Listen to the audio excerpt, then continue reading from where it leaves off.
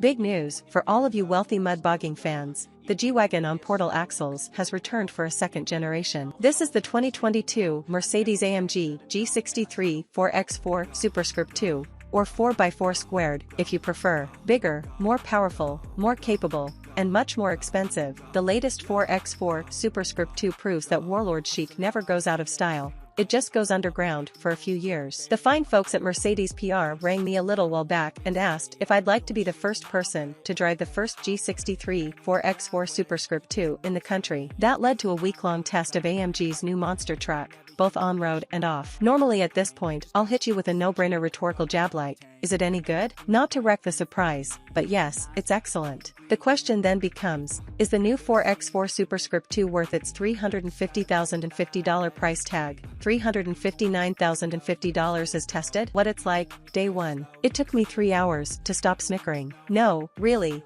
From the moment the 2022 Mercedes-AMG G63 4x4 Superscript 2 arrived in my driveway, I just laughed. What a preposterous thing. Then I jumped in and drove around for a couple hours, laughing even more the whole time. Observation: no one on the east side of Los Angeles likes the G63 4x4 Superscript 2 very much. Had I gone west of La Brea into the fancier sections of the city, I'm positive I would have gotten fewer stink faces. Had I gone to Calabasas, home base of the Kardashians, I'd have been appointed mayor, no doubt. At a light, I saw a guy in a red Miata absolutely mad-dogging me, his look indicating that he had something against my ancestors. I smiled and waved, and I swear he snarled at me. About 5 years ago, I borrowed an alien green G65, the one with the V12, and not to bring up the Kardashian clan twice in 2 paragraphs, but people were looking at me in that thing as if I were Robert's long-lost son, which at first is annoying, but then about a day into it, you realize you don't care what others think of your car, and you're thankful it's so easy to spot in a parking lot. Well, friends, this China blue beauty is even easier to find,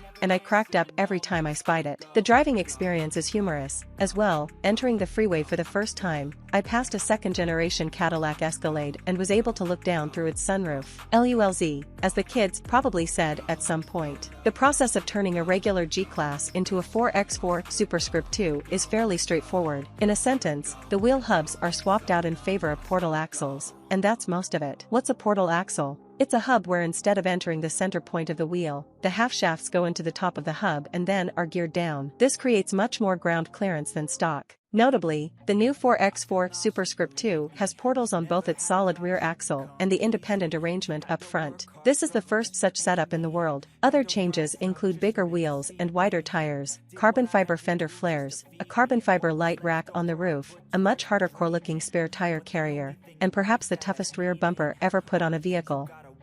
I advise not driving into it. Oh, and really big mud flaps. Powering the biggest G63 is AMG's 4.0-liter twin-turbo V8 All-Star. Here, it pumps out 577 horsepower and 612 lb-ft of torque. The power hits an off-road optimized edition of AMG's 9-speed wet clutch automatic transmission, complete with a transfer case, for 4-low, and permanent AWD. Like all G-Wagens, the G-Class 4x4 Superscript 2 has 3 locking differentials: center, rear, and front. They lock in that specific order. Like milder G-Wagons, the big boy has 3 seemingly hidden off-road modes: sand, trail, and rock. They're kind of hidden because you can't access any of them unless you lock the center diff. Oh, and Mercedes is claiming 60 miles per hour is achieved in 5.0 seconds. I tried to compare the physical bulk of the new Papa G against my memory of the previous generation Mercedes-Benz G500 4x4 squared. In my mind, the old one seemed even larger, but I know the new G-Wagen, introduced back in 2019, is larger in every dimension. Some sort of optical illusion is at play. Here's the truth. The G63 4x4 Superscript 2 is larger than the G500 in the same ways the W463 grew compared to the W462, with one big exception. The wheelbase is increased by 0.9 inch, the height is up by 0.8 inch to nearly 7 feet, 5 inches, and the width has swelled by more than 5 inches. Again, all of this is in line with the growth of the new G. The length, however, at least on paper, stands out. It's increased by 17.4 inches. What gives? If you haven't Google searched up an image yet, the G500 did not have a spare tire carrier. The new G-Wagen itself is actually only 3.9 inches longer than the rig it replaced. Mercedes claims the new 4x4 Superscript 2 is, somehow, 379 pounds lighter than ye old one. Go and figure, but if it's true, that's a good thing. Also good are the G-Wagon Squared's off-road angles. The approach angle is a massive 41.3 degrees, whereas the departure angle is 36.8 degrees. To put that in perspective, a Ford Bronco Raptor has an unbelievable approach angle of 47.2 degrees and a departure angle of 40.5 degrees, and a Jeep Wrangler 392 Rubicon has an approach angle of 44.5 degrees and a departure of 37.5. The 4x4 Superscript 2 beats them both with a breakover angle of 42 degrees. The Raptor's is but 30.8 degrees, which is excellent, actually, and the 392's is a paltry 22.6 degrees.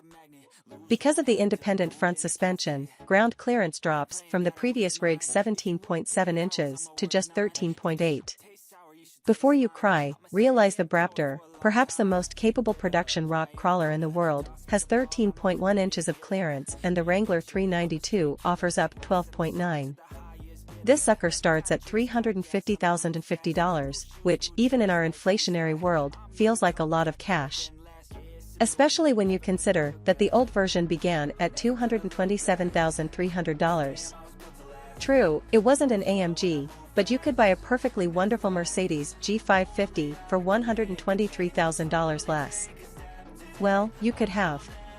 Then midway through the pandemic, Mercedes quietly raised the price of a base G-Wagen to $140,000. Back to the $350,050 price, what other SUVs cost that much? The obvious one is the Rolls-Royce Cullinan, which starts at $341,500. The not-so-obvious one is the Range Rover SV Caramel Edition that goes for $346,475. Of course, exclusivity played a role in that number as only 17 will be built and you had to have attended Land Rover's Pebble Beach Car Week party this year to be allowed to purchase one. I was there. I did not buy one. Also, hot tip, look for more Range Rovers at that specific price point. What else? The Bentley Bentayga Speed EWB probably starts life at a bit more than $260,000, and you can easily option it up past the $300,000 point. Same basic story is true for the Aston Martin DBX 707 and the Lamborghini Urus Performante. The Ferrari Purosangue will be about $400,000 when it arrives.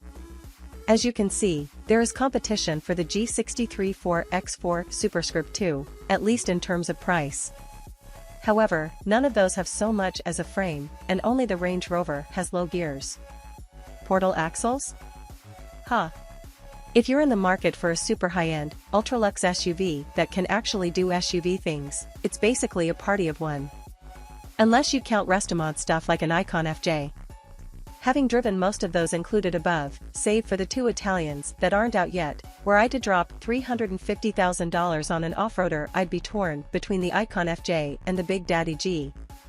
Actually, portal axles for the win.